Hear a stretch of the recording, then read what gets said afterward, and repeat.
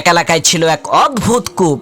লোকেরা যখন ওই গহীন অন্ধকার কূপ থেকে পানি তোলার জন্য কূপের মধ্যে রশিতে বাঁধা বালতি নামিয়ে দিত, তখন ওই রশি ঠিকই থাকতো, কিন্তু বালতিটা কূপের মধ্যে উধাও হয়ে যেত। এই আশ্চর্য ভুতুড়ে কাণ্ড দেখে এলাকার সমস্ত লোকেরা বলাবলি করতে লাগলো যে নিশ্চিত এই কূপের মধ্যে জিন ভূত আছে। এলাকার সমস্ত গণ্যমান্য ব্যক্তিরা একত্রিত হয়ে দেশের বড় বড় কবিরাজদেরকে নিয়ে আসলো ওই কূপ থেকে জিন ভূত তাড়ানোর জন্য। কিন্তু দুঃখের বিষয়, কোনো কবিরাজই এই সমস্যার সমাধান করতে পারলেন না। অবশেষে সেই এলাকার একজন দুঃসাহসী বালক বলে উঠল, আমি এই কূপের ভেতরে নেমে দেখবো এর মধ্যে আছে কি। ছেলেটির এই কথা শুনে এলাকার সমস্ত লোকেরা হতভম্ব হয়ে গেল। সকলেই তাকে বলতে লাগলো, ভাই এই কাজ করা তোমার মোটেও ঠিক হবে না, এটা কিন্তু তোমার আত্মহত্যার শামিল। তখন সেই ছেলেটি বলল, ইনশাল্লাহ আমার কিছুই হবে না, তবে আমার একটা শর্ত হচ্ছে, যেই রশিটা আমি মাজায় বেঁধে এই কূপের মধ্যে নামবো, ওই রশিটা তোমাদের সাথে আমার পিতাও যাতে ধরে রাখে। এলাকাবাসী বলল, এটা আবার কোনো শর্ত হলো নাকি? ঠিক আছে, তোমার পিতাও আমাদের সাথে রশিটা ধরবে, কোনো চিন্তা করবা না।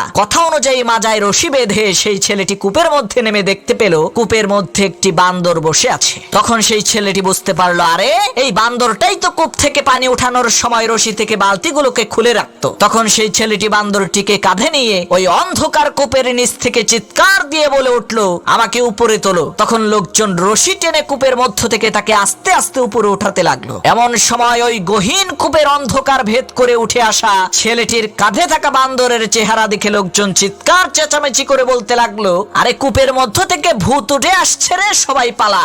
ভূতের কথা শুনে যে যার মতো এদিকে ওদিকে ছুটে পালিয়ে গেল। কিন্তু ওই ছেলেটির পিতা রশি ছেড়ে কোথাও গেল না, কারণ তার কলিজার টুকরা সন্তান যে ওই কূপের মধ্যে আছে, এ কারণে সে তার সমস্ত শক্তিকে একত্রিত করে রশি টেনে একাই তার সন্তানকে কূপ থেকে বের করলো। এরপর দেখা গেল তার ছেলে কূপের নিচ থেকে কাঁধে করে একটি বান্দর নিয়ে এসেছে। তখন সেই ছেলেটি তার পিতাকে বলল, বাবা আমি জানি আমার বিপদে সবাই পালিয়ে গেলেও তুমি কিন্তু পালাবে না, এজন্যই আমি শর্ত জুড়ে দিয়েছিলাম যে আমাকে টেনে তোলার রশিটা যাতে আমার পিতা ধরে রাখে। প্রিয় ভাইয়েরা, এখান থেকে বোঝা যায় যে বিপদের মুহূর্তে সবাই আপনাকে ছেড়ে পালিয়ে যেতে পারে, কিন্তু আপনার মা বাবা আপনাকে বিপদে রেখে কখনোই পালাবে না ইনশাআল্লাহ।